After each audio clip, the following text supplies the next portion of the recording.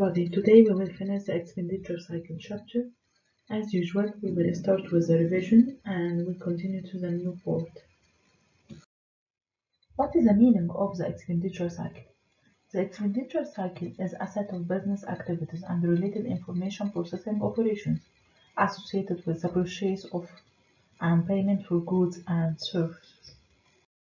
In the expenditure cycle, the primary external exchange of information is with suppliers. Within the organization, information about the need to purchase goods and materials flow to the expenditure cycle from the revenue and production cycles, inventory control, and department. Once the goods and materials arrive, notification of their receipt flows back to those sourced from the expenditure cycle. Expenses data also flow from the expenditure cycle to the general ledger and reporting function for inclusion in the financial statements and various management reports. The primary objective of the expenditure cycle is to minimize the total cost of acquiring and maintaining inventory, supplies, and services. In order to be able to achieve the primary objective of the expenditure cycle, there are some decisions need to be made, such as what is the optimal level of inventory and supplies to carry? Which suppliers provide the best quality and service at the best prices? How can the organization consolidate purchases across units to obtain optimal prices? How can information technology be used to improve both the efficiency and the accuracy of the inbound logistic functions? How can the organization maintain sufficient cash to take the advantage of any discount suppliers offer? How can payment to vendors be managed to maximize cash flow?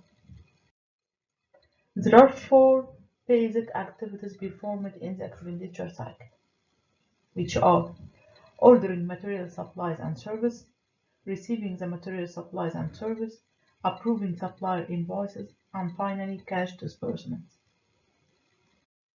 Today we will talk about ordering material supplies and service. The first major business activity in the expenditure cycle is ordering inventory, supplies, or service, which involve two main steps.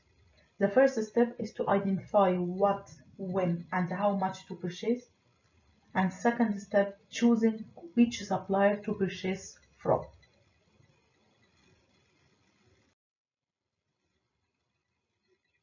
Inaccurate inventory records can create significant problems for organizations. Therefore, accountants and systems professionals need to understand best practice for managing inventory. We have three main approaches in order to control the inventory. The first one is economic order quantity. The second one is materials requirement planning, and finally just-in-time inventory. The traditional approach to managing inventory is to maintain sufficient stock so that production can continue without interruption, even if inventory use is greater than expected or if suppliers are late in making deliveries. This traditional approach is often called the economic order quantity approach because it's based on calculating an optimal order size to minimize the sum of ordering, carrying, and stock out cost. Ordering costs include all expenses associated with processing purchases transactions. Carrying costs are those associated with holding inventory. Stock out costs are those that result from inventory shortage, such as lost sales or production delay. The reorder point specifies when to order. Company typically sets the related point based on delivery time and desired level of safety stock to handle unexpected fluctuations on demand. The second approach is the material requirement planning, which seeks to reduce required inventory levels by improving the accuracy of forecasting techniques to better planning purchases to satisfy production needs. For example, the production planning department of a company using material requirement planning would use sales forecasts to prepare a detailed schedule specifying the quantities of each finished product to manufacture in a specified time period, such as the next 3 months. This schedule and the engineering specification for each product identify the quantities of raw materials, parts, and supplies needed in production and the point in time when they will be needed. So, the material requirement planning system reduces uncertainty about when raw materials are needed and therefore enable companies to carry less inventory. The third approach in controlling the inventory is a just-in-time inventory system, which attempts to minimize, if not totally eliminate, finished goods inventory by purchasing and producing goods only in response to actual, rather than forecasted sales.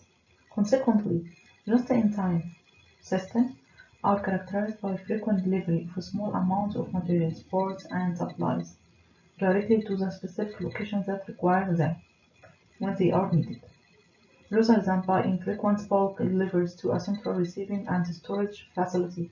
Therefore, a factory using just-in-time system will have a multiple receiving docks, each assigned to accept delivery of items needed to nearby work centers.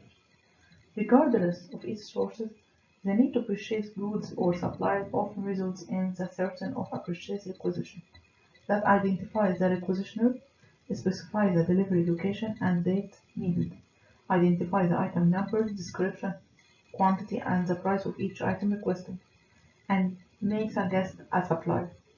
The person approving the purchase requisition indicates the department number and the account number to which the purchase should be charged. What are the potential problems or threats that can face ordering goods?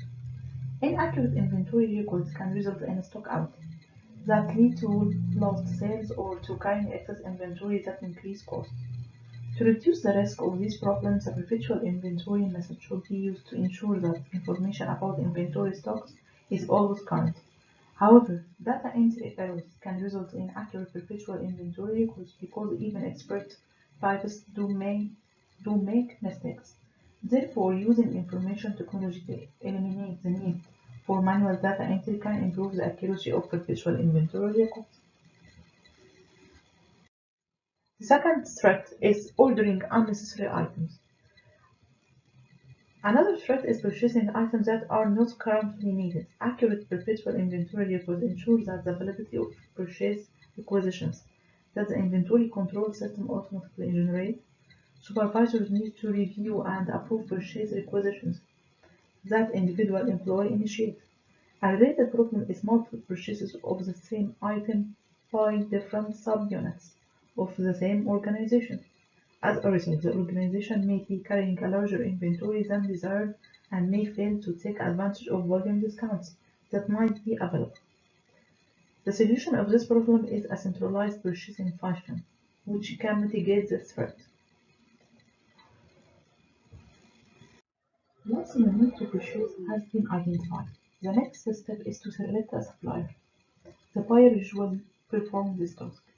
In manufacturing companies, the purchasing function is closely related to the production cycle. Several factors should be considered when selecting suppliers. What are these factors? Are price, quality of the materials, dependability in making deliveries. It's also important to track and carefully evaluate supplier performance, including data on purchasing prices, rework and scrap costs, supplier delivery performance. The purchasing function should be evaluated and reworded based on how well it minimizes total cost, not just the cost of purchasing the goods.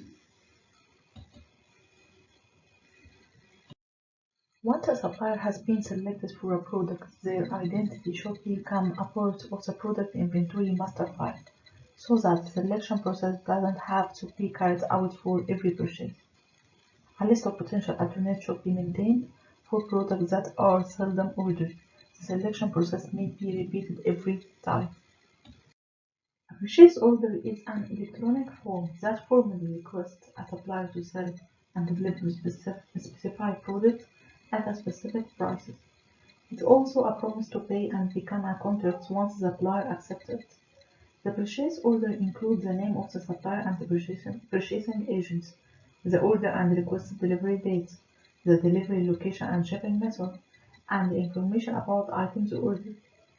Frequently, several purchase orders are generated to fill one purchase requisition, because different agents may be the preferred supplier for the various items requested.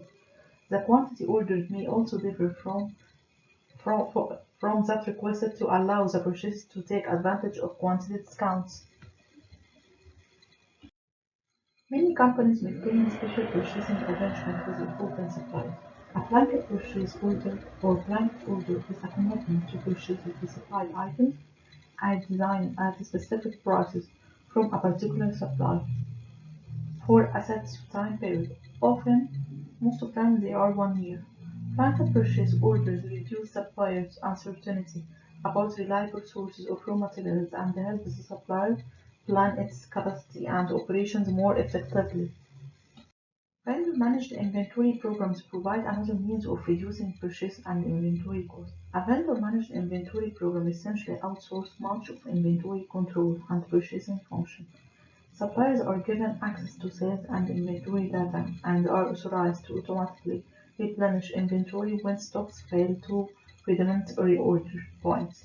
This arrangement cuts carrying costs by reducing the amount of inventory on hand and lower processing costs by eliminating the need to generate and exchange formal purchase orders. What are the problems and threats that can face choosing a supplier? 5 threats to place orders with suppliers. The first one is to purchase items at inflated prices. The cost of purchasing a component represents a substantial portion of the total cost of manufactured products. Therefore, companies strive to secure the best price for the items they purchase. Several procedures can help ensure the companies don't pay too much for specific products. Price lists for frequently purchased items should be stored in the computer and consulted with whether orders are made. The prices of many low-cost items can be easily determined from catalogs. Competitive written bids should be provided for high-cost and specialized products. Purchase orders should be reviewed to ensure that these processes have been followed. Budgets are also helpful in controlling purchasing expenses. In attempting to obtain the lowest possible prices, another threat is purchasing inferior quality products. So the second threat is purchasing goods of inferior quality. Substandard products can result in costly production delays. Moreover, the cost of scrap and rework often result in higher total production costs than if higher quality, more expensive materials had been initially purchased. One best practice is to establish a list of approved suppliers known to provide goods of acceptable quality. The third threat is unreliable performance by supplier. One way to reduce the risk of problems with supplier dependability is to require suppliers to be certified as meeting international quality standards.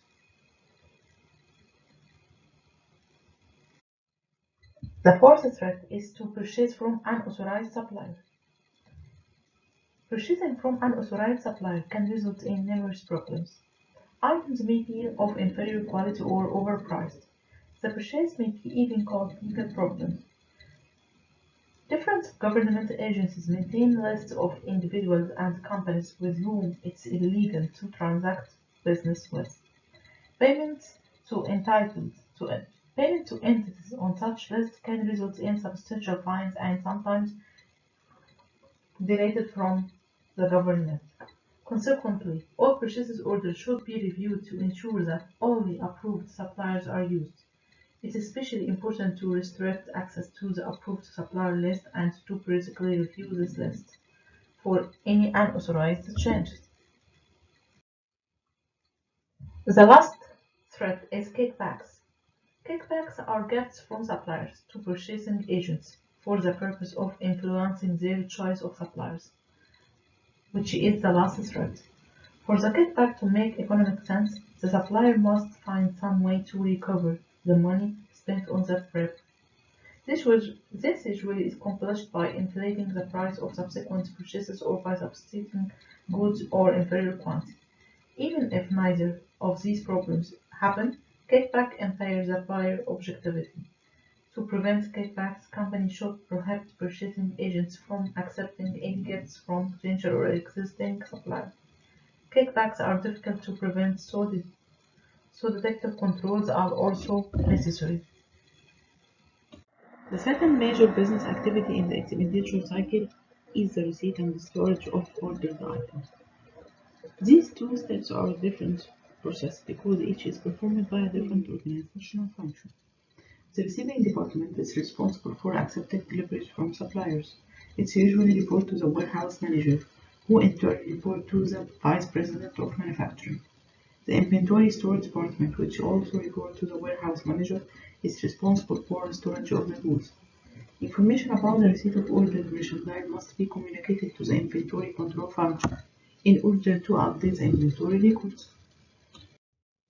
When a delivery arrives, a receiving clerk compares the purchase order number referenced on the supplier packing slip with the open purchase order file to verify that the goods were ordered.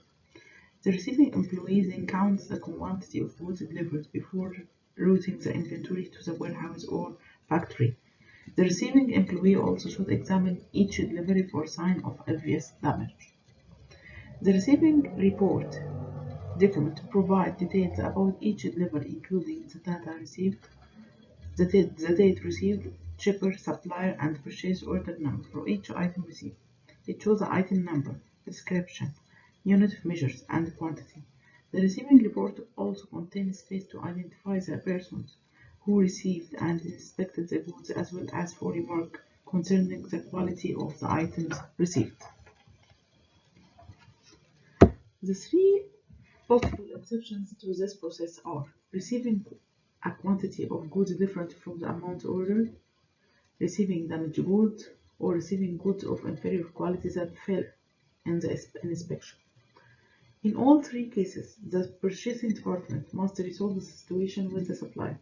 Usually, the supplier will give the buyer permission to correct the invoice for any difference in quantity. In the case of damaged or poor quality goods, a document called a debit memo is prepared after the supplier agrees to take back the goods or grant a price reduction. The debit memo records the adjustment being requested. One copy of the debit memo is sent to the supplier, who subsequently creates and returns a credit memo in acknowledgement. The accounts payable department is notified and adjusts the accounts balance owed to the supplier. A copy of the debit memo accompanies the goods to shipping department to authorize their return to the supplier. So, what is the threats or the potential problems that is related to the receiving and storing goods? The first threat is accepting delivery of unordered goods results in costs associated with unloading, storing, and later returning those items. The best control procedure to mitigate this rate is to instruct the receiving department to accept only deliveries for which there is approved purchase order. Another threat is making mistakes in counting items received. Correctly accounting the quantity received is important for maintaining accurate perpetual inventory records. It also ensures that the company pays only for goods actually received. To encourage the receiving employee to accurately count what was delivered, many companies design the inquiry processing system so that when reviewing open purchase orders, receiving dock workers don't see the quantity ordered. The third threat is theft of inventory. Several control procedures can be used to safeguard inventory against loss. First, inventory should be stored in secure locations with restricted access. Second, all transfers of inventory within the company should be documented. Third, it's important to periodically count the inventory on hand and reconcile those accounts with the inventory. Finally, proper segregation of duties. The third main activity in the expenditure cycle is approving supplier invoices for payment. The accounts payable department approves supplier invoice for payment. A legal obligation to pay supplier arises at the time goods are received. For practical reasons, however, most companies record the account payable only after receipt and approval of supplier's invoice. This timing difference is usually not important for daily decisions making, but it does require making appropriate adjusting entries to prepare accurate financial statements at the end of each financial year. When a supplier invoice is received, the accounts payable department is responsible for matching it with a corresponding purchase order and receiving report. This combination of supplier invoice and associated supporting documentation creates what is called voucher package. Once the approver has verified that company received what it has been ordered, the invoice is approved for payment. There are two ways to process supplier invoices, referred to as non-voucher or voucher system. In a non-voucher system, each approved invoice is posted to individual supplier records in the accounts payable file and then stored in an open invoice file. When a check is written to pay for the invoice, the voucher package is removed from the open invoice file. The invoice is marked paid, and then the voucher package is stored in the paid invoice file. In a voucher system, an additional document called a disbursement voucher is also created when a supplier invoice is approved for payment.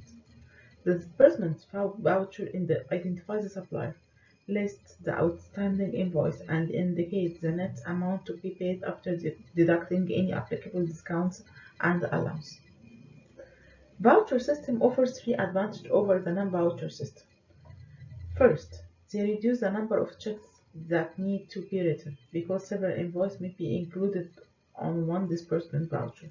Second, because the disbursement voucher is an internally generated document, it can be meant to simplify tracking all payables. Third, because the voucher provides an explicit record that a supplier invoice has been approved for payment, it facilitates separating the time of invoice approval from the time of invoice payment. This makes it easier to schedule both activities to maximize efficiency. To eliminate supplier invoices, after all, for most recurring purchases, companies know the prices of goods and services at the time they are ordered. So, as soon as the receipt of goods and services is verified, all the information required to pay the supplier is already known. This invoiceless approach is called evaluated receipt settlements. ERS replaced the traditional three-way matching process, which are supplier invoice, receiving report, and purchase order, with a two-way match of the purchase order and receiving report. ERS saves the time and money by reducing the number of documents that need to be matched and then the number of potential mistakes or mismatches. So what is the threats or the potential problems related to approving supplier invoice? The first one threat is error on supplier invoice, such as difference between quoted and the actual price charged or miscalculation of the total amount due. Consequently, the mathematical accuracy of supplier invoice must have been verified, and the prices and quantities listed there in compared with those indicated on the purchase order and receiving reports. The second threat is mistakes in recording and posting payment to suppliers result in additional errors in financial and performance reports that in turn can contribute to poor decision making. The data entry and processing controls to ensure processing integrity are necessary to prevent these types of problems, such a control is to compare the difference in supplier account balance with the total amount of invoice processed before and after processing checks. The total of all suppliers' accounts balance also should be reconciled periodically with the amount of accounts payable control account in the general ledger. Cash disbursement. The final activity in the expenditure cycle is paying suppliers. The cashier who reports to the treasury is responsible for paying suppliers. This segregation, the custody function performed by the cashier from the authorization and recording function performed by the purchasing and accounts payable departments. Payments are made when accounts payable send the cashier a voucher package. So what are the threats or the potential problems that facing the cash disbursement step? The first threat is failing to take advantage of purchase discounts for prompt payment can be costly. For example, a 1% discount for paying within 10 days instead of 30 days represents a saving of 18% annually. Proper filling can significantly reduce the risk of this threat. Approved invoice should be filled by due date, and the system should be designed to track invoice due date and print a periodic list of all outstanding invoices. Another threat is paying for goods not received. The best control to prevent this threat is to compare the quantities indicated on the supplier invoice with the quantities entered by the inventory control person, who accepts the transfer of those goods from the receiving department. Many companies require the inventory control department to verify the quantities on the receiving report before it can be used to support payment of a supplier invoice. The third threat is duplicate payments, or paying the same invoice twice, which can happen for a variety of reasons. It may be a duplicate invoice that was sent after the company check was already in the mail, or it may have become separated from the other documents in the voucher package. Although the supplier usually dedicates a duplicate payment and credits the company account, it can affect the company cash flow needs. In addition, the financial records will be incorrect, at least until the duplicate payment is dedicated. Several related controls procedures can mitigate this threat. First, invoice should be approved for payment only when accompanied by a complete voucher package. Second, only the original copy of an invoice should be paid. Third, when the check to pay for an invoice is signed, the invoice and the voucher package should be cancelled in a manner that would prevent their resubmission. The most serious threat associated with the cash disbursements function is the theft or misappropriation of funds. Because cash is the easiest asset to steal, access to cash, blank checks, and check signing machine should be restricted. Checks should be numbered and periodically account for the cashier. Online banking transactions require constant monitoring.